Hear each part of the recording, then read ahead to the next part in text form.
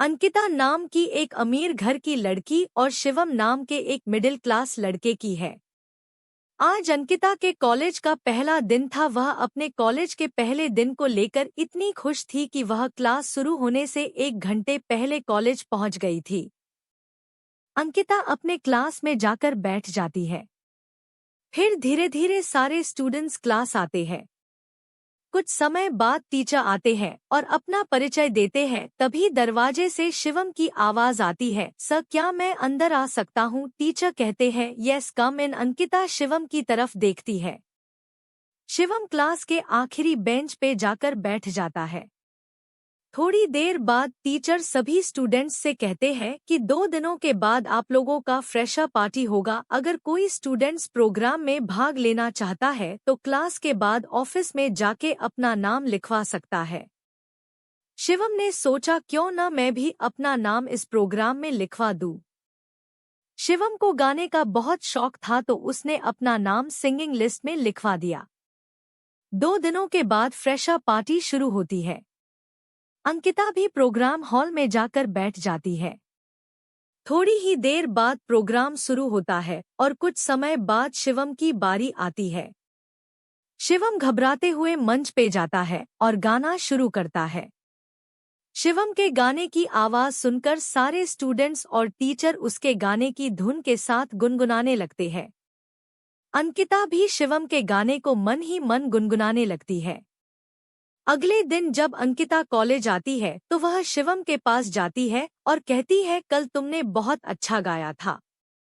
तुमने सिंगिंग कहाँ से सीखी? तो शिवम ने जवाब दिया कि मैंने अपने दोस्त से सीखी, और इतना कहकर वहां से चला जाता है।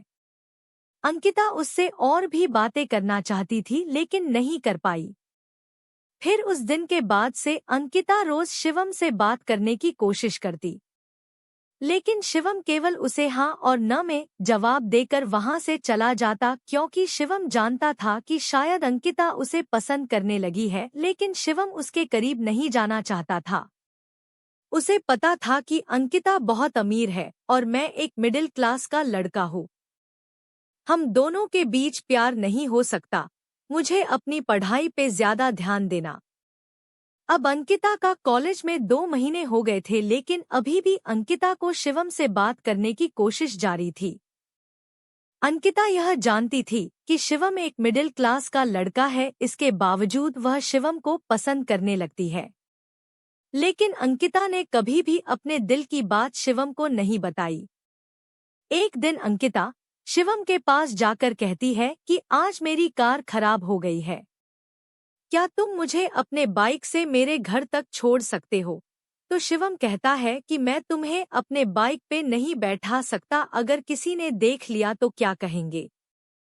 कुछ नहीं कहेंगे पागल, अंकिता कहती है। मैं कह दूंगी कि हम दोनों दोस्त हैं। तुम डरो मत। शिवम कहता है, ठीक है। शिवम अपनी बाइक लेके आता है। अंकिता बाइक पे बैठ जाती है। शिवम अंकिता को लेकर निकल पड़ता है। अंकिता बहुत खुश थी। वह शिवम से कहती है कि काश तुम मुझे रोज इसी तरह अपने बाइक पे बैठकर मेरे घर तक छोड़ने आते। शिवम अंकिता को कहता है कि ये आखिरी बार है, इसके बाद में तुम्हें दोबारा छोड़ने के लिए नहीं आऊंगा। कॉलेज के अगले दिन अंकिता फिर से वही बहाना बनाती है और शिवम से कहती है कि मेरी कार फिर से खराब हो गई है। क्या तुम मुझे घर तक छोड़ सकते हो?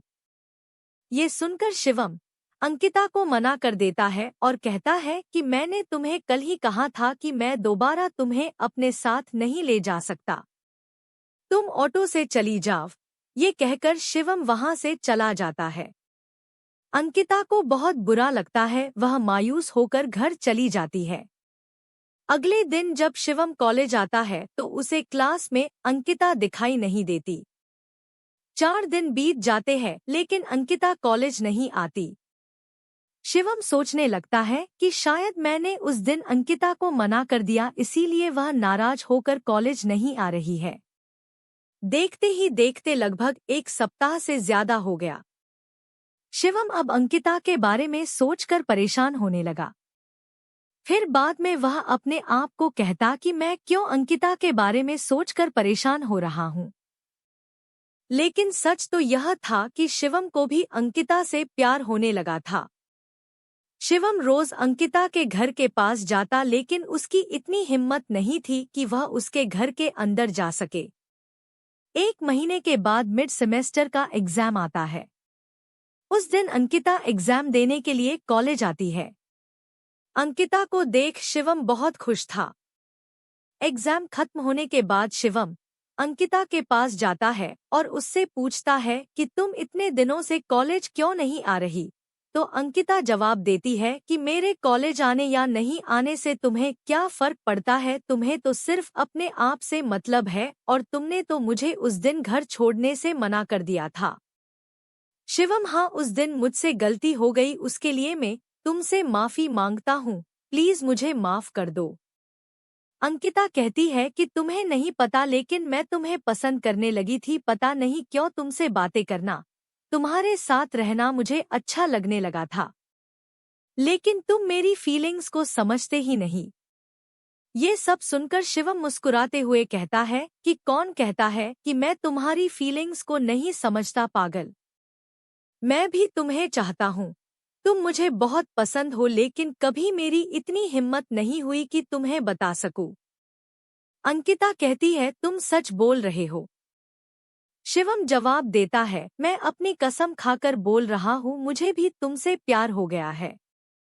उस दिन के बाद अंकिता और शिवम एक हो गए और प्यार के सफर में दोनों साथ चलने लगे। कॉलेज की पढ़ाई पूरी होने के बाद शिवम और अंकिता दोनों ने एक दूसरे से शादी कर ली और हमेशा के लिए प्यार के बंधन में बंध गए।